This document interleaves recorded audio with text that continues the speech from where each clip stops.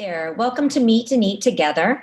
My name is Melissa Gerson. I am the founder and the director of My Three Square, which is the platform we're using today for our therapeutic meal. I'm also the clinical director of Columbus Park, which is a treatment center in New York City. We specialize in the treatment of eating disorders. Welcome to Project Heal Week with Meet and Eat Together. Today I have Giva Wilkerson with me. She is the program manager for Communities of Healing, which is one of the central programs of Project Heal. She's going to share a meal with us today. She's going to talk about her own recovery experience, her work at Project Heal, and beyond. So welcome, Giva. Thank you for coming. What we're going to do first is engage in the same thing that we do every time we come together for a meal. And we're going to move through the basic components of a therapeutic meal. So the first component is the check-in around the meal itself. So ideally, you brought a meal to this meeting. If you haven't, no worries. We're doing this the same series every day this week. So come back tomorrow and you can bring a meal then. Or you can just take in what we're sharing today and use it to guide you for the next meal that you create for yourself. But what we do first, we do a lot of therapeutic meals in a treatment setting, almost every day, often twice a day. And in an outpatient setting, typically the participants bring a meal for themselves. We're not preparing the meal for them. And bringing the meal means that they have the opportunity to work on portioning their food, plating food, and then they join us so that they can complete the meal. So usually we talk about what meal we chose, how we came about to that decision to have this particular meal, maybe a bit about how we portioned it, and also we check in to be sure that it has all the most important components to make a balanced meal. The guideline that we give to create a balanced meal is that the meal really should have a protein component, carbohydrate component, adequate fat, could have a fruit and vegetable, although we don't, require it. But we like the meal to be balanced and adequate to meet one's needs. So oftentimes we'll suggest that in addition to maybe a sandwich, there might be a side or a drink or a dessert or something like that. So I'm going to share my meal first. I've done this meal on this program before because I'm running out of options a little bit given the quarantine. I have one of my favorites, which is peanut butter and jelly with some sliced apples and a glass of milk. And what I've shared before about this meal is that when I have peanut butter, I just have to have milk with it. So I thought that would be a nice way to balance out my meal. And I wanted to do banana because I love banana and peanut butter, but I didn't have any. So I did the apple. And then with peanut butter and jelly or any kind of sandwich or bagel where you need to spread or toast that you need to spread on some kind of condiment or product, I guess, for lack of a better word, like a peanut butter or cream cheese or something, I just usually put enough to coat the bread so I don't see bread anymore. And then I added the jelly and I poured the milk. I figured that this would quench my thirst. I don't know how many ounces it is, but seemed to me like a nice glass of milk. So as you can see, I'm kind of being rather loose in my interpretation and going with kind of a gut instinct that I've developed over time. That is something that we work on through recovery to get closer and closer to confidence in that voice inside yourself that knows yourself, knows what you need to feel satisfied after a meal.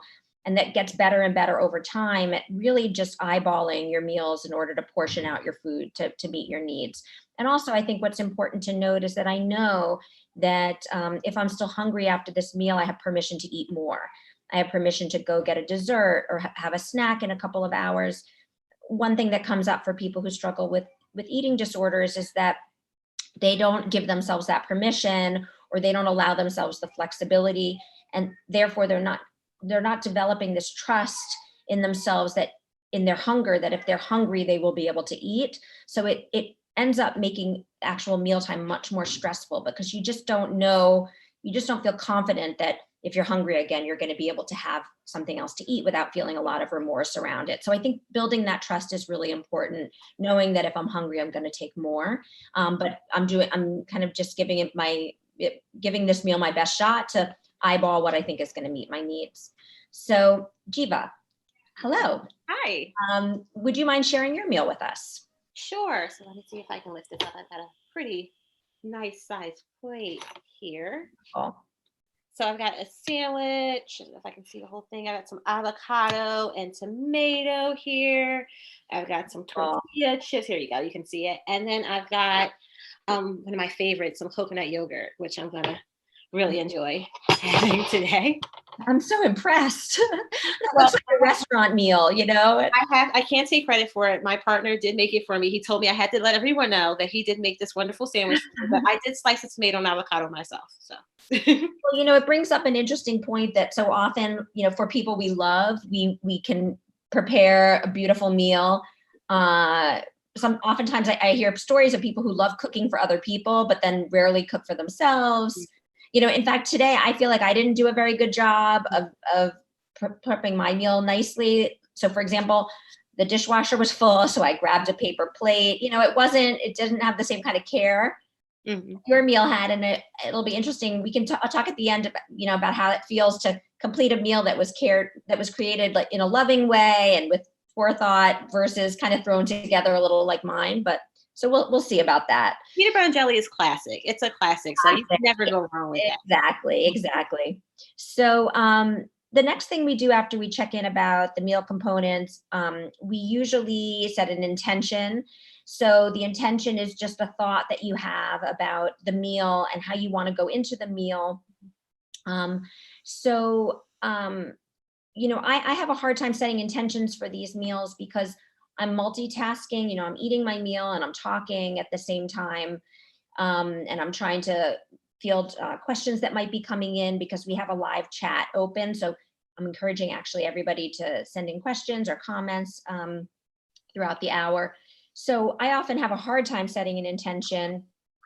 My intention today is going to be to just try to be mindful and aware and gentle on myself as I notice my tension in my body as I'm trying to do all of these things together. And I'm going to give myself some forgiveness if it's imperfect or if I say something stupid or if I, you know, drop food out of my mouth or, you know, eat awkwardly. I'm just going to try to practice, you know, just treating myself as I would a friend and being gentle around the messiness or imperfection of my kind of performance, I guess you could call it today.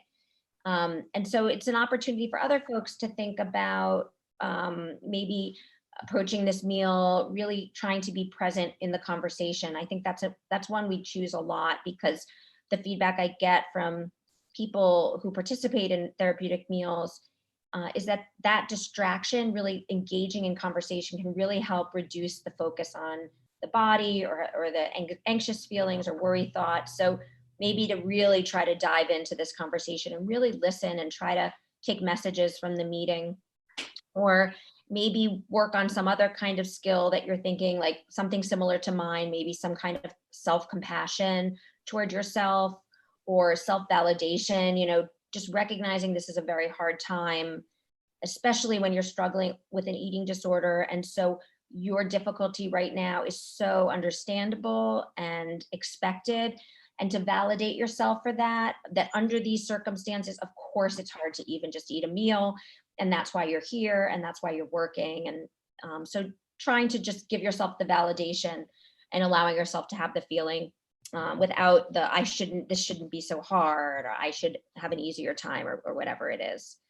So what we also do in a treatment setting is we set a time for the actual meal component. We want to try to be able to finish the meal within about 30 minutes. And the reason why is because we want to make sure that our eating is not getting in the way of our lives. And so if it takes longer than 30 minutes to eat a lunch meal, there's a good chance you're not going to be able to have a good meal, like a balanced meal during a break from work or a break from school. So we really work on trying to pick up the pace and make sure we can eat within within that time frame. So I'm going to set my stopwatch. It's a little bit funny here. Okay, no, I fixed it. There we go. So I'm going to set a 15-minute timer, and then I'm going to also let you know when there's 5 minutes left. So we have about 30 minutes to eat. I'm going to be eating steadily. I'm going to try to be mindful of my pace. So if you're working on pacing, you could follow along with my pace. And we're going to begin eating now. And after such a long-winded introduction, welcome, Giva, and understand that you're going to do the best you can to eat a little bit while we're talking. Maybe at the end, when I'm teaching a skill, you can eat some more of your meal, but not a lot of pressure to do everything at once. I think first, just briefly, if you could share your role at Project Heal, a little bit about what you do at Project Heal, and then I want to jump into your story. Sure. So, like I said, I'm the program manager for Communities of Healing, which is one of our programs. We have Communities of Healing, and we also have Treatment Access Program, which you heard a little bit about from Grace yesterday, and you'll hear a little bit more about later on this week. But with Communities of Healing, we really focus on peer support. So that's recovered people being able to support other people who are still seeking recovery. And we do that in two ways: through our support groups, which we actually are holding online, which is really great. So people have access even during these times, and also through our one-on-one peer mentorship program. So it's really awesome. You have tons of volunteers, people are recovered, coming in and saying, I wish I had this support, or did have this support and I want to give back to other people. So it's a really great opportunity for us to build a community, which is in the name, of people who are really dedicated towards supporting people with eating disorders and who believe in full recovery. And what I'm hearing, we've had a bunch of guests on this series, most of whom are talking about their own recoveries. And again, the theme is about connection and increasing accountability, how central that is to the recovery process. So even more of a reason why, this is such a valuable service that you guys are providing. Can you just say something a bit further about access currently during this crisis? Are people still able to access all these services? You mentioned you're doing video, the same channels in terms of if people are interested either in becoming mentors or having a mentor or joining a group, they go through the website and business as usual essentially right now? Yeah. So right now we're not opening up the application for mentors or mentees just yet. But if someone's interested in joining a support group, they can go to our website. Right now, our support groups are segmented into regions, but that may be changing. But you can go to our website and sign up for a support group. You fill out a brief little form just saying that you are interested and that you understand that it's not a substitution for professional treatment.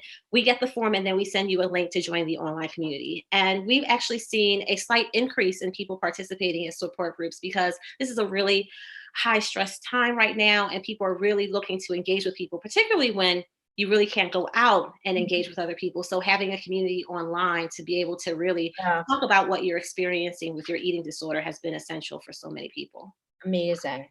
Absolutely. And so I'm going to turn the conversation a little bit more now to a personal story. Can you share, I know you were willing to come on this program and share some of your own personal experiences with recovery. And I know that many people are often interested in kind of two things in particular. One is, what were some of the factors that really helped you move forward, help you get through hard moments, to build motivation, to keep going? So anything that you can share in that regard would be very helpful. And then I'm also going to want to talk about what recovery looks like, because many people who are in the thick of it really have a hard time imagining that you can actually have that peace, that, a peaceful life and a headspace to focus on other things. So I'm going to want to hear more about your experience of recovery. But at first, just starting with your personal recovery story and things that helped, maybe things that got in the way as well. Sure. I think as long as I can remember, I've been a pretty anxious person. I was an anxious kid. Really just always wanting to be helpful and assist people, really a people pleaser. And, when I couldn't control things, that would really make me very upset. And, I remember at a very early age, turning that into focusing that energy of not being able to control onto my body. And I'm talking about as a child, I remember doing this. And I remember getting to middle school and my body started to change. And I had always been really small, and people started making comments about the way my body was changing, and I wasn't comfortable with that. And so it became a thing about controlling those changes, controlling, I guess, what I thought people would see or believe about me if I could control what I put into my body, if I could control my weight. And it just spiraled from there. It all the way through high school and on. In regards to just, changes and recovery, I think, I started to realize that I this pain I was feeling, I couldn't stop it on my own. So I knew I needed help. I knew that it was a lot deeper than this desire to look a certain way or control what I put in my body. There was something larger going on there. So I did actually reach out and start going to see a therapist who helped me realize that I was carrying a lot of pain around with me.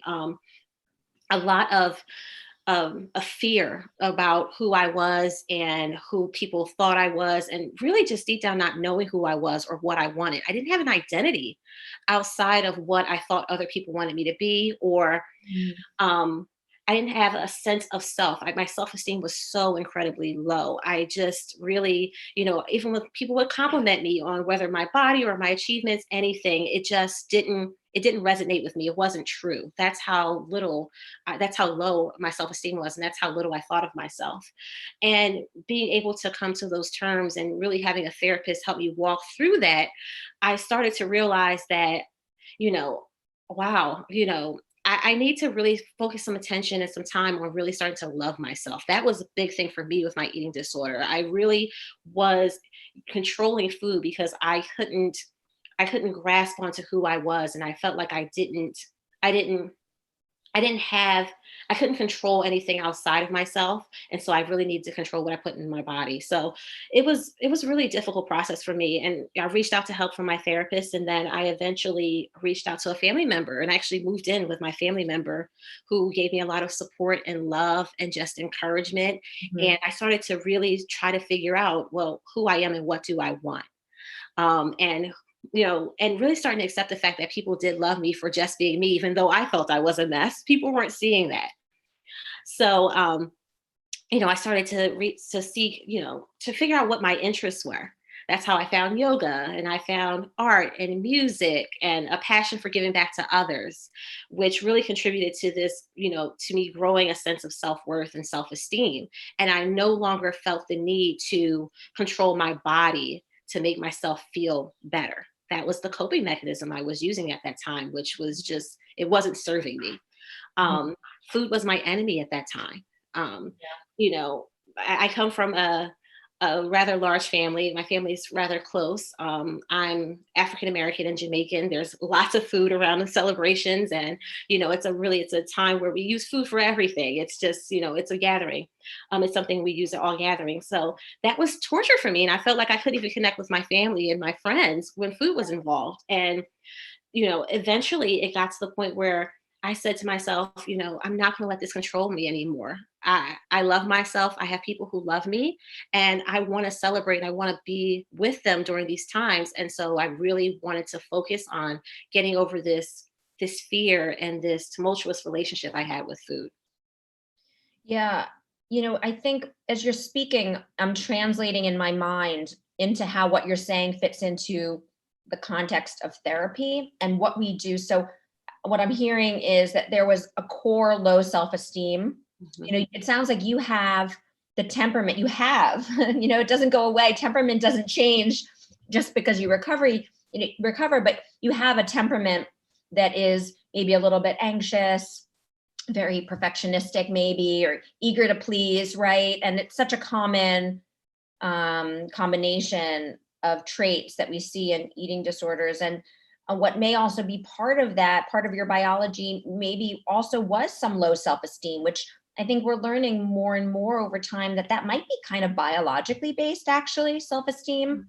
I mean, if you think about when you see little children, there are children that are like out there, they're just jumping out at the world, and they're much more extroverted. And then see other children who are more timid and more introverted and less likely to seek adventure or risk. We think that that's very much how we're kind of made, our constitution. Um, and so what I'm also hearing, so when I hear you say that, I think about how we get somebody to the place of, not liking themselves, not feeling sure of themselves, feeling so lacking self-confidence, that self-esteem. How do we get someone to a place of loving themselves or feeling Mhm. good about themselves? And so I think what we do, it sounds like what you did actually in a way, is that we begin to try to expand our experiences to create opportunity to feel good in other domains. So often with an eating disorder, people get stuck on the food control or weight control as the primary source of self-esteem. There's a way it reinforces how you feel about yourself, that sometimes people find that they become really good at it. They feel like the expert. There's a sense of elevation that comes from the food control. But working on finding other places, other areas where you can develop yourself and develop your interests or your passions, and have more positive experiences, because then that begins to build something more organic and internal. And you can begin to find yourself connecting with people around these other pursuits, which then also fosters the connection and gives you like that really good feedback that, oh, I'm doing something that I'm enjoying, and I'm getting like reinforcement from someone, I'm getting connection from someone. And so in terms of how you go from hating yourself to loving yourself, I think it's more that there are these really concrete efforts that it sounds like in a way you did. And now I'm sort of turning it into a more clinical term to explain what it sounds like you did. Does that resonate with you? Definitely, definitely. And one thing Yeah. I want to add is, our society really does favor extroverted children. So when you are an introvert, and I am definitely introvert, but I can be charismatic. I like engaging with people, but you tend to not get that attention. Mhm. So, I think at an early age I internalized that people don't want to be around me. Or I'm not getting attention from the teachers or, whoever in general. And so therefore you start to feel like an outsider. And I think I felt like an outsider. Yeah. So Yeah. I felt so alienated. And that's one thing this illness really did. It convinced me that I was alone. I needed to be alone because I needed to do this in secret. I didn't want to draw Mhm. attention to the fact that I was harming myself in this particular way. So that loneliness and that isolation was reinforced. And I just started to believe it. It wasn't until rather I said to myself, I do need people. I want to, like you said, I want to engage with other people because I have these interests. And I did a lot of work around just trying to figure out who I am. I had to first figure out who I wasn't, though. That was a big thing for me. I'm not this bad person. I am worthy of love. I am not someone who people don't want to be around. This narrative was in my mind. And I had to say, I'm not those things, but I am this, and this. And that was about expanding my horizons and looking for other ways to just really engage with the world. And so learn my likes, my dislikes, my wants, all those different Yeah. things. And once I had that sense of self purpose, I was able to say, you know what? I don't need this thing Mhm. anymore, this thing, because I thought I was controlling it, but it was controlling me. It was preventing me from really going even further in that self exploration. Yeah. Yeah. I think there is that element of control that it can give, that feeling of control. Um, Often I like to say, though, I use the car analogy, you're in control if you can turn the wheel and you can choose to go right and left. But in an eating disorder, oftentimes the wheel is really sticky Mhm. and you can't really turn. You don't really have a choice. You kind of keep going. So we want to build that flexibility around being able to make a choice and having really true control. So it's almost like an illusion of control, Mhm. and it takes over. It sounds like for you, it really just took over your whole world.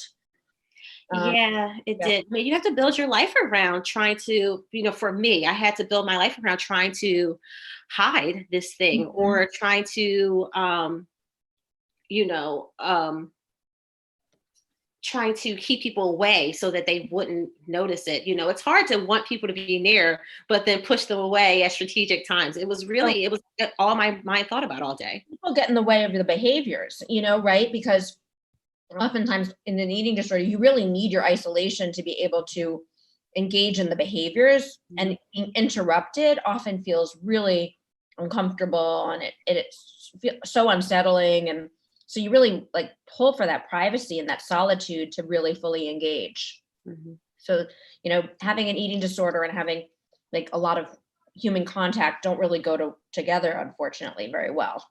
Yeah, definitely. I mean, also, it's hard to be present when you're around people well, for me, when I was obsessing over everything I just ate. So, oh God, what is this going to do? What does this mean about me? And I couldn't really enjoy the time I was spending with people because that's Right. all was racing through my mind the entire time I was with them. So, yeah. I'm just going to let everybody know we have another 15 minutes for eating. And also take this opportunity, if you have any friends or people in your life that you think would benefit from this conversation, please, consider inviting them or tagging them so they can join us. And also remember, we have a chat window open. If you have any questions, you can feel free to enter those, and we'll try to answer them before the hour. So Jiva, can you tell us about what recovery looks like? What does it look like to be on the other side? I hear this from a lot of people. When we interview volunteers, recovered people to be volunteers with us, we ask this question, and this comes up so often. They say freedom, and I think I can definitely resonate with that. That resonates with me. I definitely relate to that. The just freedom to just be and to enjoy life, to find joy in all of my different experiences I have, like sitting down to have a meal and really tasting my food and being present in that. Um, Being able to have a conversation with you about something so deeply personal and not have that fear of exposure. There was always this fear of being exposed or seen in a way that might be negative. Just freedom from this thing that was hanging over me all the time. And knowing that if I do stumble over my words, or if I do spill something on my shirt, it's Yeah. going to be okay. That perfectionism, I'm always going to want to do things well. That's just me. I'm always going to be a little anxious. That's just me. But it doesn't take away from who I am and my sense of self-worth. And it's so worth it. Oh my God, I wouldn't trade this for anything. Yeah. Yeah. A lot of people in the thick of it will say, I don't see how I could ever be happy and move on in my life and be confident and make connections.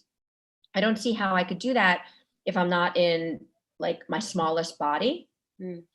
And I was wondering if you could speak to that. Did you have that experience as well? And now that you're in your recovered body, do you think back to those times where it was just, the idea of not being at a particular number was just intolerable? Mhm. Can you share from the other side any thoughts on that particular topic? Definitely. I think Grace said it so well. The way Grace can only say it Mhm. yesterday. If I knew I would look like this, I would definitely have just said no, no way. I definitely would not. Um, but I have to say, I love myself. I love the way I look right now.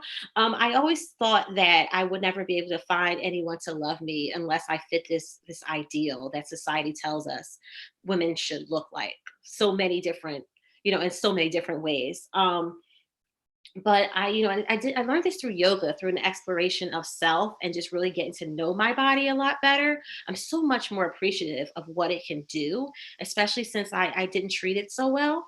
But I love the fact that my body carries me and sustains me, and I'm able to do so many things in this body that I have a new appreciation for it. I love ornamenting myself in a way because I'm present in my experiences, putting on earrings and makeup and doing my hair. It's so different because I'm in a body that I now respect and appreciate because it's with me and it's mine. And Mm. because I love myself and I love my life, I love everything about it, including this body that I have. And I'm just so grateful for it. So you had mentioned before this, when we connected about what we were going to talk about today, you had mentioned that yoga had a very big impact on your recovery. Mhm. Can you share more? I mean, it sounds like that idea, the concept that you have gratitude for your body. I know that's a big concept in yoga. Appreciating your limits, Mhm. being gentle with yourself, connecting, listening to your body. Mhm. So it sounds like that was helpful for you. As I'm even saying that, though, I'm thinking about how triggering yoga can be to some people depending on where they are in their recoveries. Did it struggle? Was it a struggle for you initially to get into yoga? Was it at a time, more triggering? And if so, how did you work through that? Yeah, yeah. Unfortunately, people have had negative experiences in yoga classes, and I acknowledge that, and I know that's real. Fortunately for me, my first yoga class, I walked into the room, and there were so many different people with so many different bodies. and they were wearing clothes that I thought that someone, I never imagined anyone would wear in certain types of bodies. They were all comfortable in themselves. And it was puzzling to me. And I said, what is this thing that I want? It was encouraging for me. And I admired it so much. So I had a positive experience the first time I walked into a yoga studio. Yoga really taught me, like you said, to appreciate everything my body can and cannot do, but to stay present in every experience. Mhm. To focus on my breath and my life, that the life that is going throughout my body, and to really just to appreciate the mobility that I do have and to not strive for this mobility that I think I'm supposed to have. And Yeah. notice those thoughts. It teaches me to notice what I was thinking. So if Yeah. I'm starting to be hard on myself, to say, oh, I'm being hard on myself. Why am I doing this? What does this mean? So that mindfulness was essential to my practice. It still is. And I was taught to be mindful and to appreciate that. And I was taught to appreciate everyone else in the room. And that positivity really just made yoga key to my recovery. I do understand that there are some yoga classes, some teachers who do not teach that way. And, I encourage people, if you are going to take a yoga class, to maybe look to and ask those questions. You can go on a studio's website and see what their philosophy is around their practice. There are types of yoga that really do push you to be, quote unquote, this yoga body, which it doesn't exist. um, but for Yeah, I me, noticed that. I mean, there are definitely, it really depends on the studio because sometimes you yeah, walk in, you just feel there's like a judgment in the air and the outfits are just right. And it's just very off putting. It's not in the spirit. mhm, And there's really something about being in an environment. I mean, I've tried yoga here and there. And certainly not, it's not something I've really pursued much, but I definitely have had that experience of what it feels like to walk into a room and to feel it's more accepting and to feel, yeah, like how nice it is when you see people, like showing their bodies in ways that show that they're proud of their bodies, that they're not trying to hide their bodies or package them in a certain way. And it just makes it, and then the energy of the instructor around like that self-acceptance piece, self-compassion. I think that's something that often comes up in yoga about the kindness to yourself and the um being gentle on yourself, physically, emotionally. So definitely. And so forgiving. I became a yoga teacher as a result of my experience. And one of the things I teach my students is to really just, forgive yourself for that thought you just had. Because, negative thoughts come up. A lot of us have them. And just say, you know what, I had that thought, and not beat yourself up for thinking that thing, but saying, I forgive myself. I'm a human being. And then move forward with appreciation and gratitude. And if you slip up again, forgive yourself. And I think that's a part of the practice, is really just being present and mindful of what's going on with you, and being mindful in my mind and being mindful of what my body could do. That connection was made, that yeah, I'm a whole person. I'm not just this one thing. yeah. And it just was so empowering for me. Wow, you'd be a great yoga teacher. I want to look at and find a way to get into your class. Well, I'm in New York, so pop, once this is over, please do pop into Yeah. it. Are you doing a lot of virtual stuff now? Not right now. I'm not, but probably soon. So, I mean, I'm missing it so much. I'm missing my students. It's a wonderful experience to just bond and connect with people. And I have so many beautiful students of all genders and all races and all ethnicities. And it's just a wonderful thing to connect with people, and just around love and acceptance of ourselves. On that topic, I'm curious to hear a little bit about your experience being an African American woman with an eating disorder and in the world of treatment.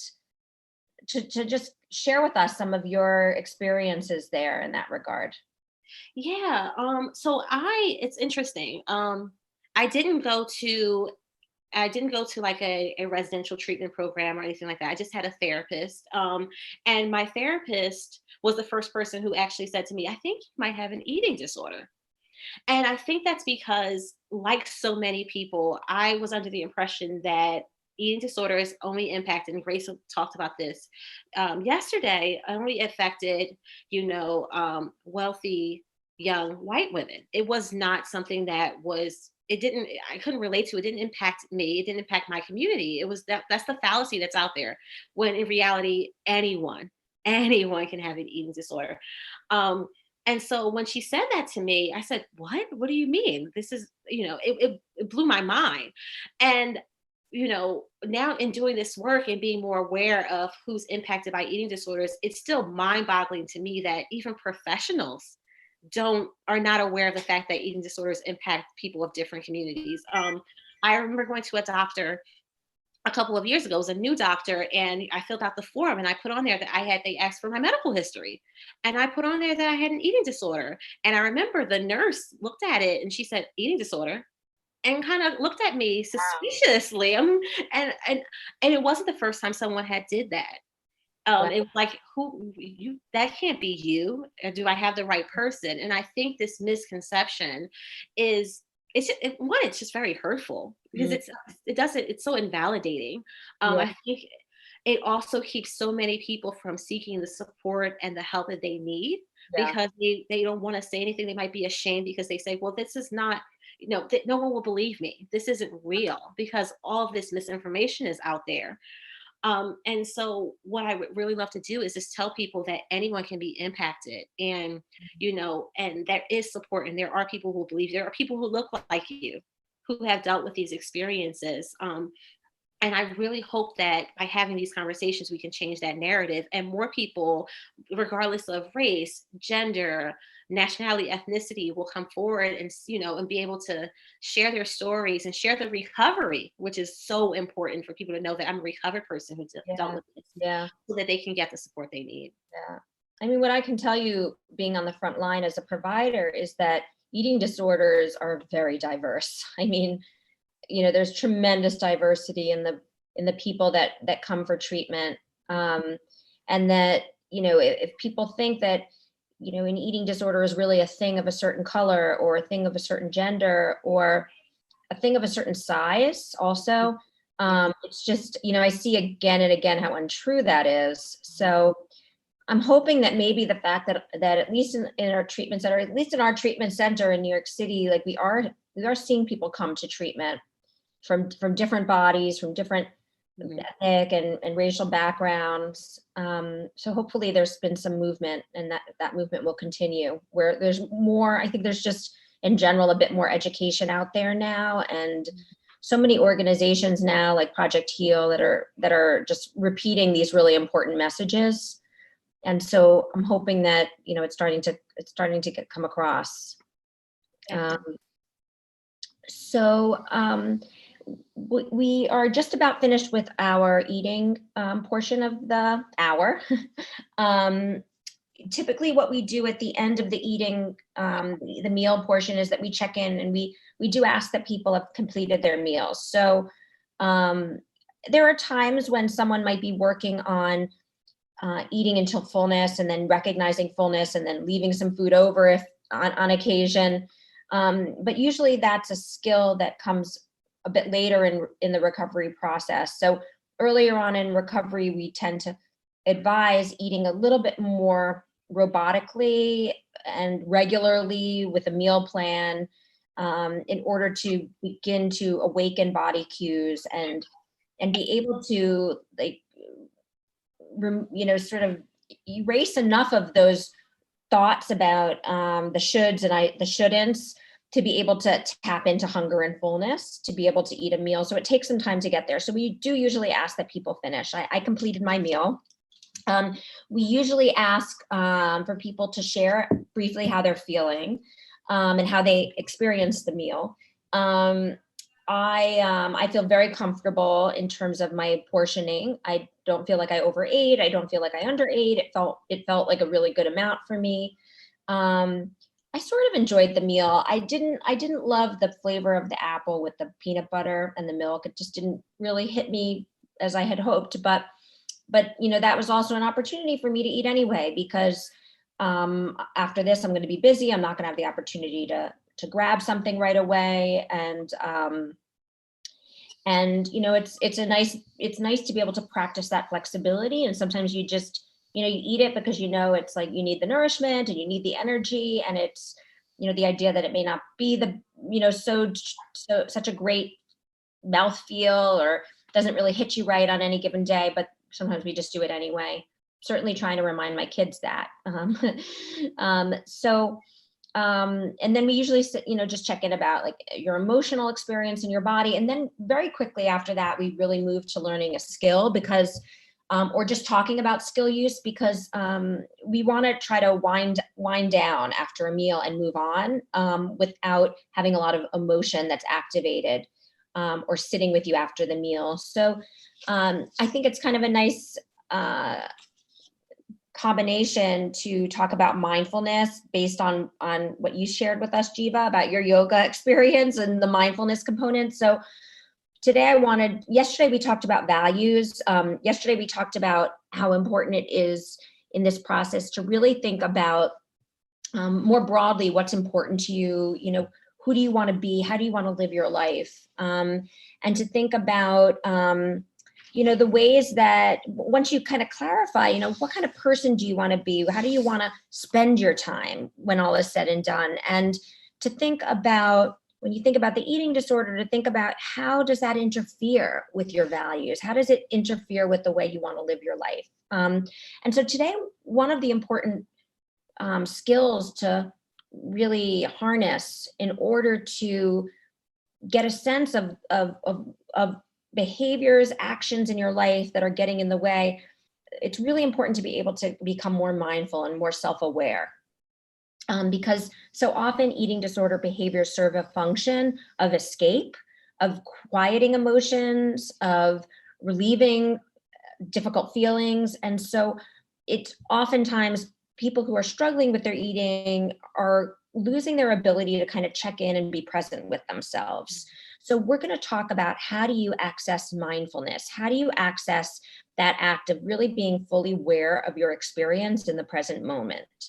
And the mindfulness is really helpful because when we are mindful, we can really understand what's happening at any given time, and we can gather important information about whether to change certain behavior or persist in certain behavior.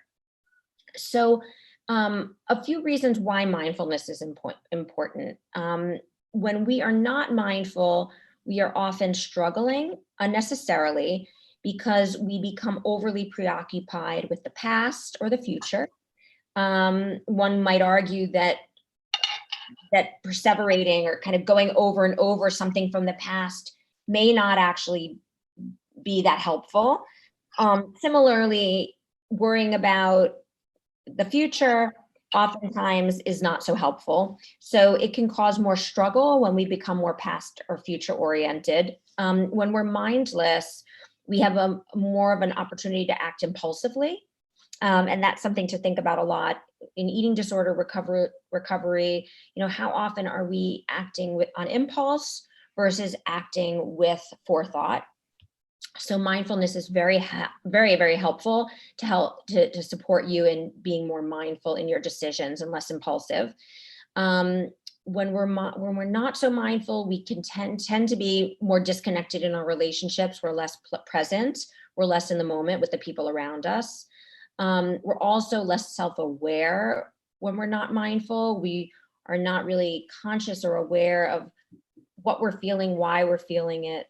And we miss out on the here and now experience. And so I'm going to teach two concepts. Well, I'm going to teach first the formula for self-awareness. The formula for mindfulness is very simple.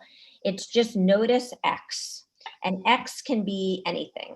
X could be your breath, notice your breath, or notice the feeling you have in your feet grounded on the floor.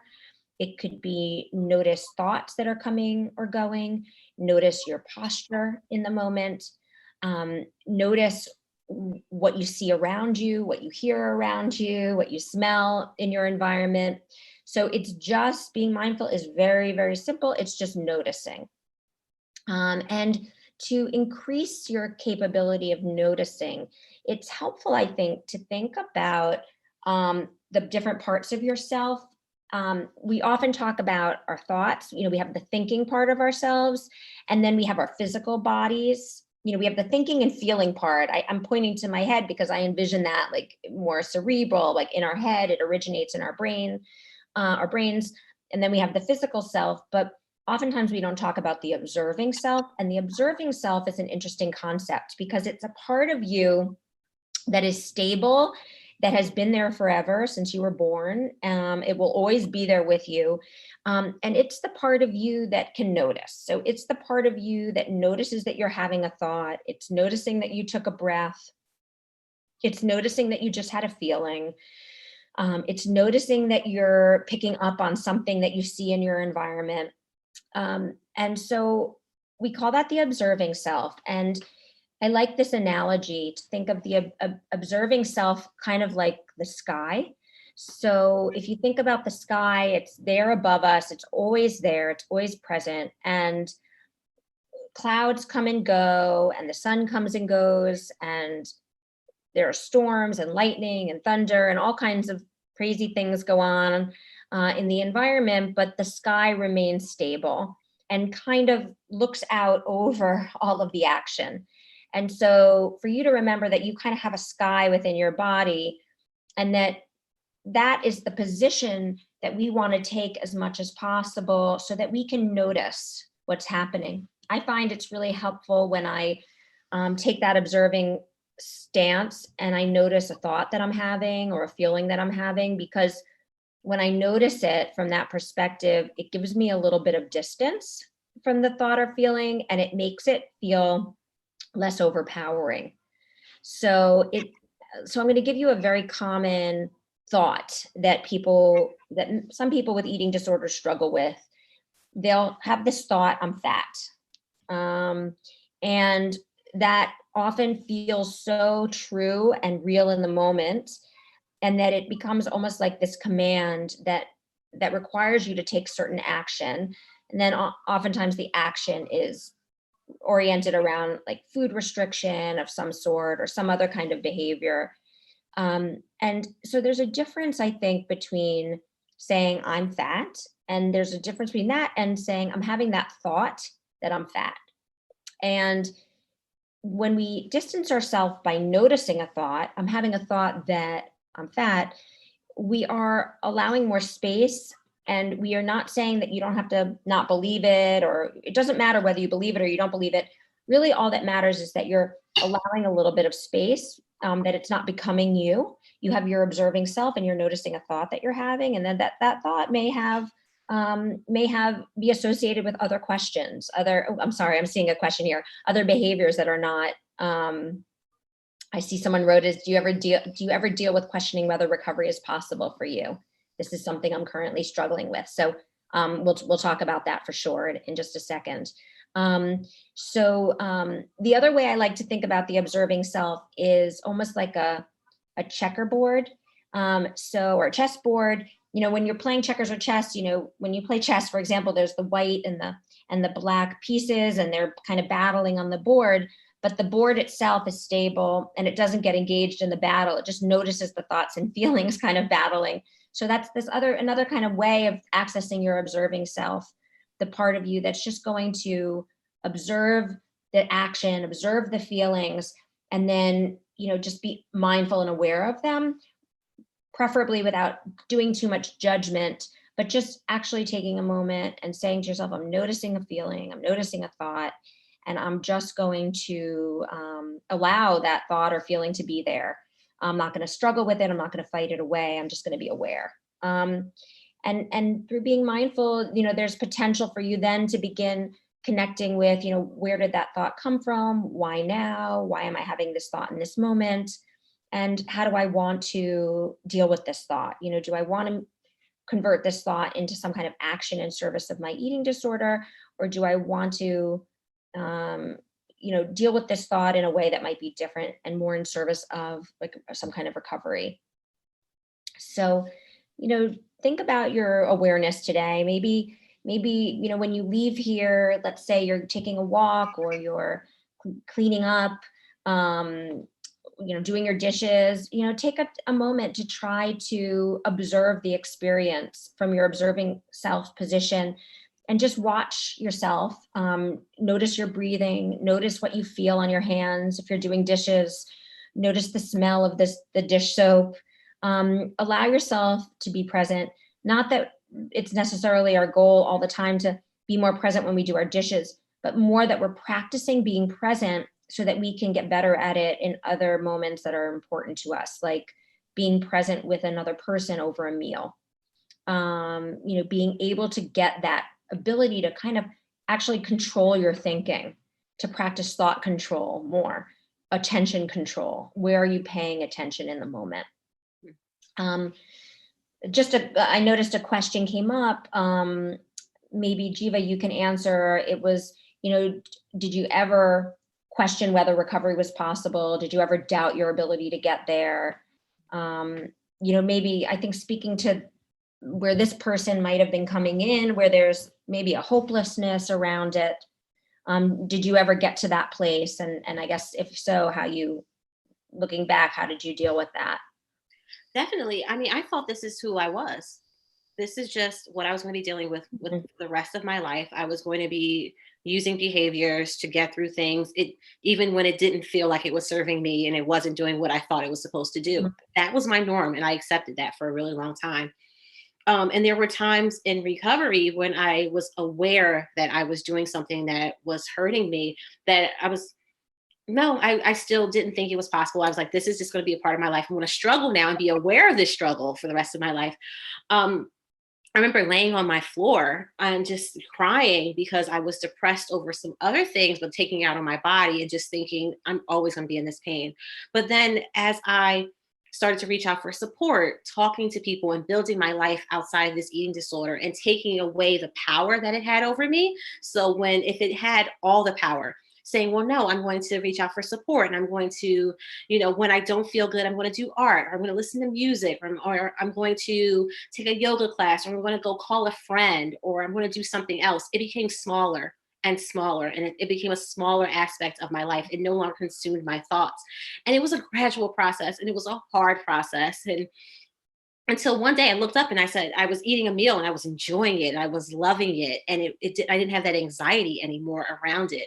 And it took me a long time to get there, but it was a part of me just really just building a life outside of this thing that was consuming me, and really just seeking support and really being aware of, aware of trying to build this healthy self outside of this eating disorder self. Yeah. So I mean, maybe it's in those moments where you're really feeling hopeless about recovery. It's an important moment to notice, to notice that you're having that thought that maybe recovery is not possible for you. Notice that there may be certain behaviors, or are there certain behaviors associated with that hopelessness?